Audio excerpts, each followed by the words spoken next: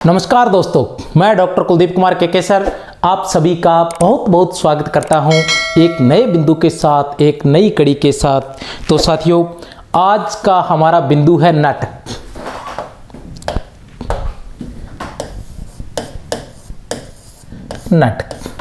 आज हम नाटक से संबंधित अति महत्वपूर्ण जानकारी प्राप्त करेंगे।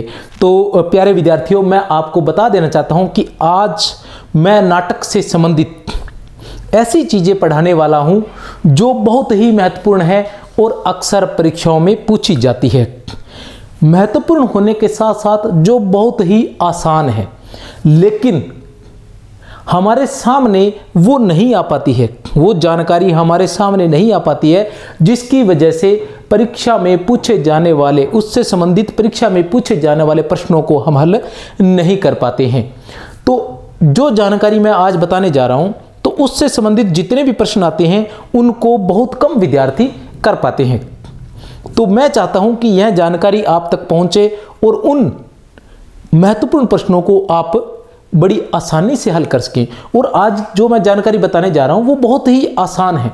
एक बार आप वीडियो देखोगे तो जब तक आपकी परीक्षा होगी तब तक वो आपको याद रहेगी, आपको उसको फिर से या बार बार याद करने की आवश्यकता नहीं रहेगी।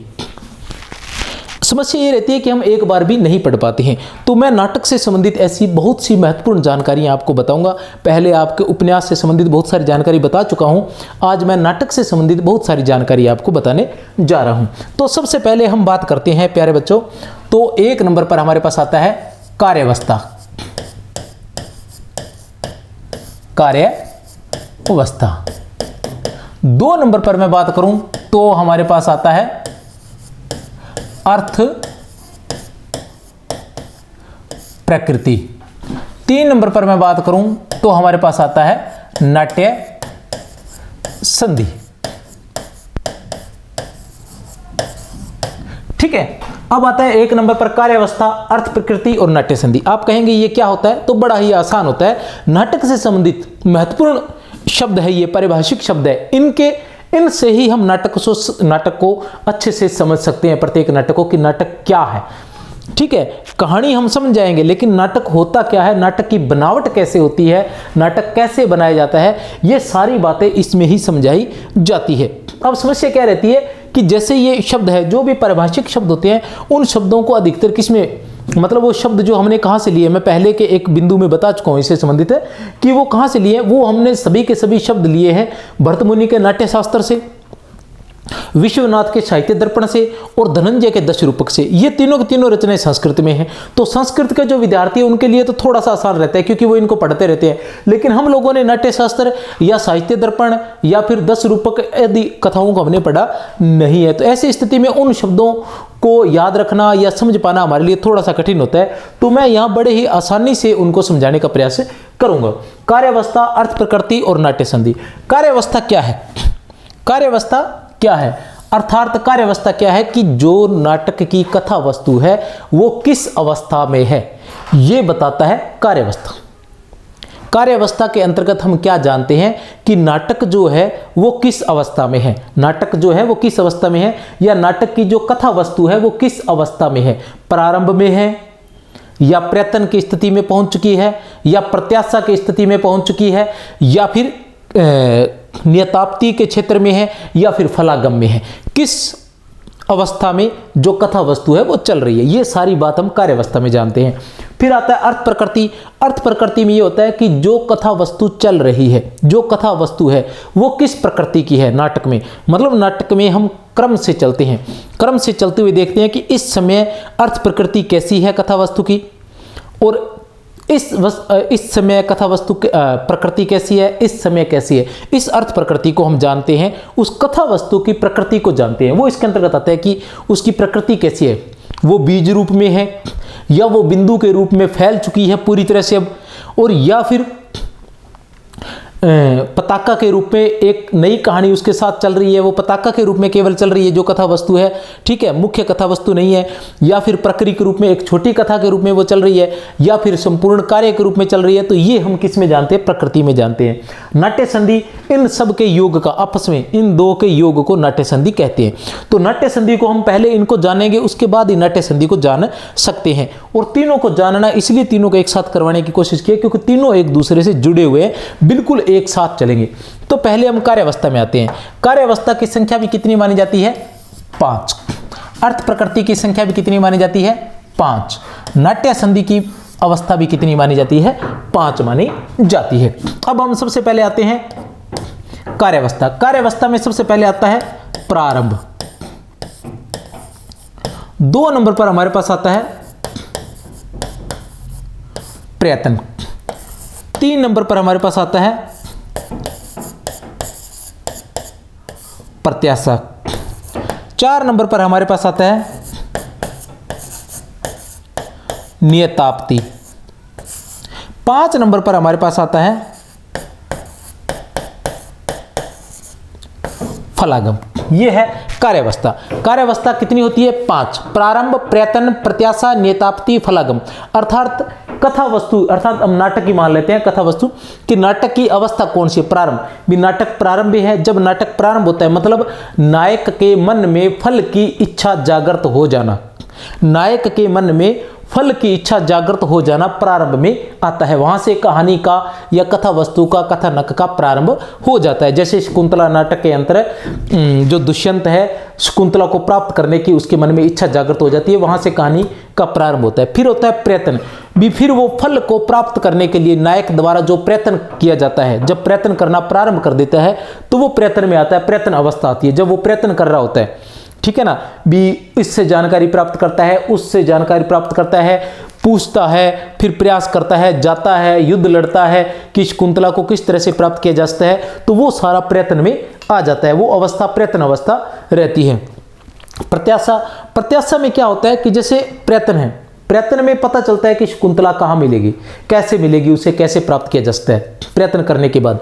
लेकिन प्रत्याशा में क्या होता है, यह तो पता चल जाता है कि शकुंतला, आशा जागृत हो जाती है कि शकुंतला कहाँ है और वो कैसे प्राप्त होगी।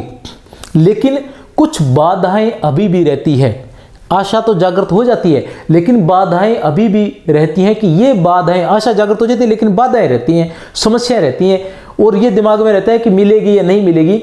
तो इस क्षेत्र में हम क्या करते हैं कि प्रत्याशा मतलब आशा जागृत हो जाती है, फिर उन बाधाओं को पार करना है तब मिलेगी। नियताप्ति, नियताप्ति में क्या होता है कि हम बाधाओं को पार कर चुके होते हैं और ये पूरी तरह से तय हो जाता है कि जो फल की प्राप्ति अवश्य ही हो जाएगी। और फलागम, फलागम में उस फल की प्राप्ति हो जाती है।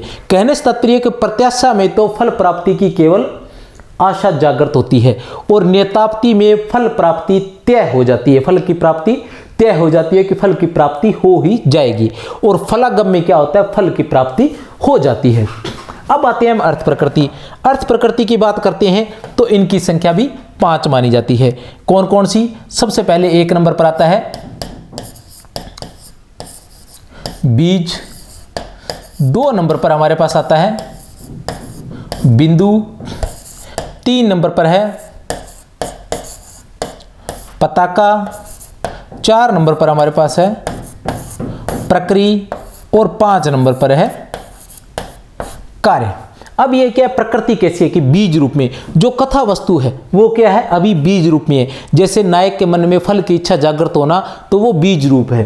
फिर बिंदु, बिंदु क्या है कि कथा जो होती है वो अचानक से विस्तार कर लेती है। विस्तार कहने से तात्पर्य कि जैसे बिंदु मतलब तेल की जो बूंद होती है वो जैसे पानी में गिरते ही पूरे पानी पर छा जाती है, वैसे ही जो ये बीज था ये बिंदु के रूप में पूरी कथा वस्तु पर छा जाता है, पूरी कथा वस्तु में फैल जाता है। हालांकि पूरी तरह से वह दिखाई नहीं देता है लेकिन वास्तव में जो सभी कार्य होते हैं वो उस मेन बीज की सिद्धि के लिए ही हो जा रहे हैं। जैसे बीज फल पेड़ बनकर बड़ा हो जाता है ना, फल तो प्राप्त नहीं होता लेकिन पेड़ बनकर बड़ा हो जाता है, उसकी शाखाएं फैल जाती है तो वो बिंदु के रूप में रहता है। फिर होता है पताका, एक प्रकृति में आती है पताका।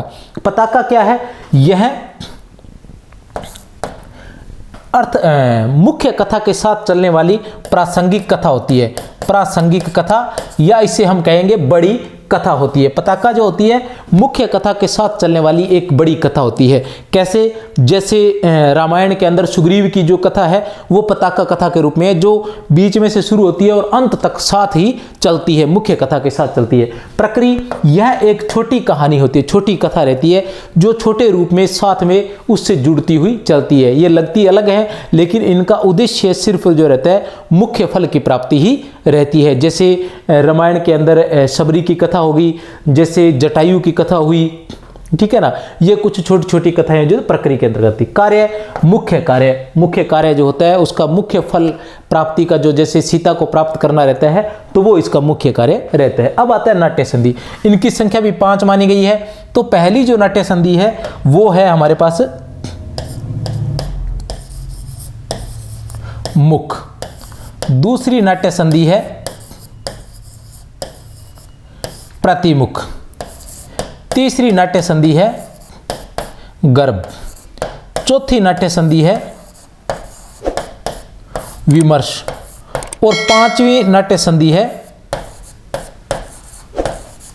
निर्वहन। ये 5 नाट्य संधियां हैं, मुख, प्रतिमुख, गर्भ, विमर्श और निर्वहन। ये 5 नाट्य संधियां मानी जाती है। ये 5 नाट्य संधियां कैसी होती है? इन्हीं से, इनके क्रम में हम बदलाव नहीं कर सकते। ये इनका क्रम जो होता है वो यही रहता है। इसी क्रम में रहेंगे तभी हम नाट्य संधियों को सही कर पाएंगे। मुख में क्या रहता है? मुख में प्रारंभ और बीज की संधि होती है। प्रारंभ और बीज की संधि होती है कि कथा वस्तु का प्रारंभ होता है और फल प्राप्ति का बीज, मतलब पूरी कथा वस्तु का बीज उसमें उत्पन्न हो जाता है। ये और प्रतिमुख, प्रतिमुख में क्या रहता है?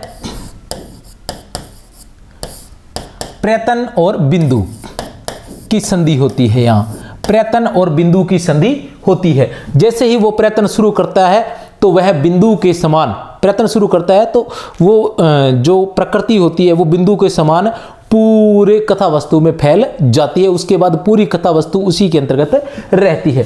फिर आता है गर्भ। गर्भ में क्या रहती है? प्रत्याशा प्लस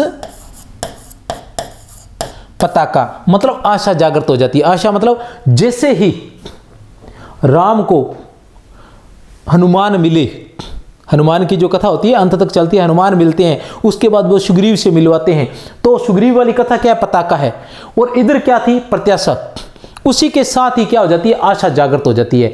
उसी के साथ ही आशा जागृत हो जाती है। जैसे ही सुग्रीव की कथा, ये संधि कराती है प्रत्याशा और पताका की। इनकी संधि होती ही एक आशा जागृत हो जाती है, प्रत्याशा आशा जागृत हो जाती है कि हाँ सीता अब मिल जाएगी, लेकिन बाधाएं अभी भी बनी रहती हैं।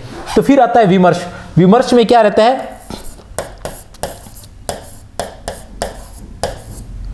नियताप्ति और प्रक्रिया। नियताप्ति और प्रक्रिया, नियताप्ति और प्रक्रिया, इन दोनों के संयोग को विमर्श बोलते हैं। कहने से तात्पर्य है कि यहां जो फल प्राप्ति तय हो जाता है कि फल की प्राप्ति अवश्य ही होगी। निर्वहन, निर्वहन का मतलब होता है समाप्ति। निर्वहन का मतलब ही समाप्ति होता है। तो यहां कथा समाप्त हो जाती है। समाप्ति में क्या होता है? फलागम और कार्य की संधि होती है। फल प्राप्त हो जाता है, कार्य पूर्ण हो जाता है, निर्वहन मतलब समाप्त हो जाती है कथा। तो ये है संधि।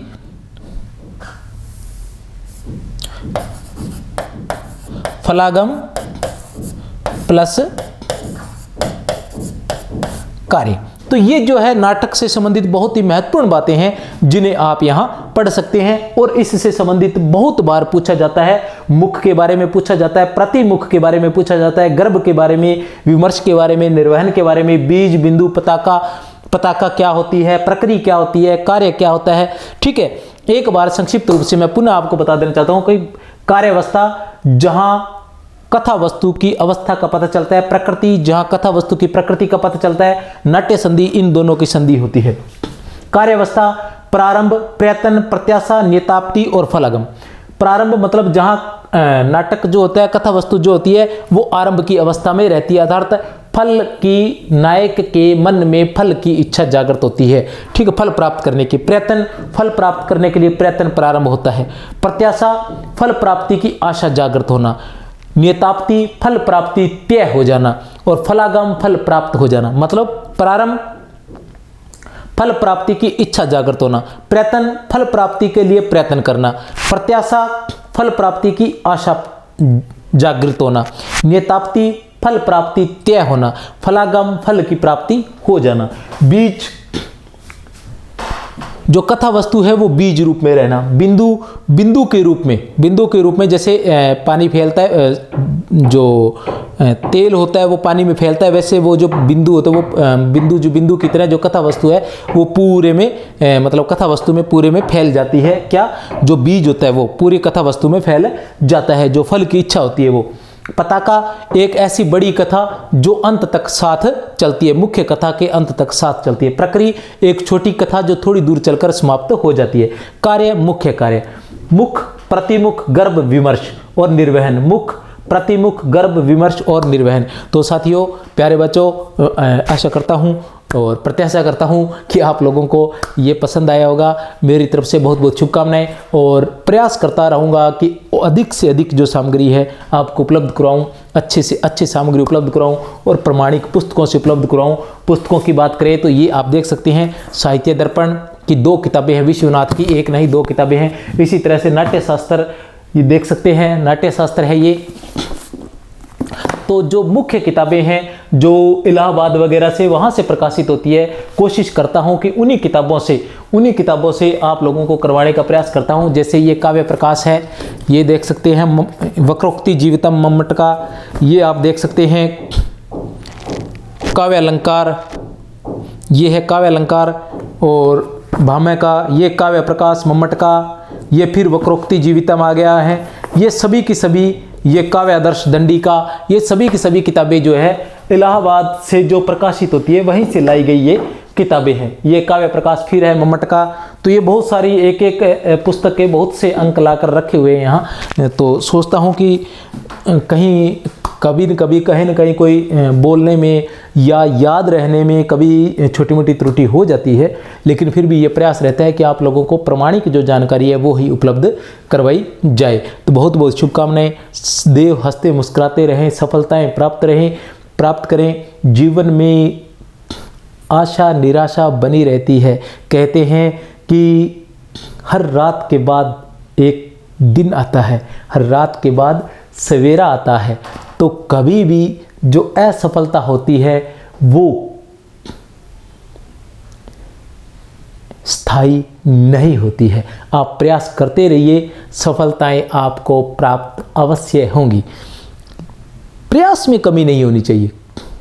बस मैं तो इतना जानता हूं कि आपके प्रयास में कमी नहीं होनी चाहिए। जरूरी नहीं होता कि हर इंसान जीवन में सफल ही हो, लेकिन प्रयास में अगर कहीं कमी रह जाती है तो वह बड़ी कमजोरी की बात है। इंसान होकर कमजोर होना नहीं।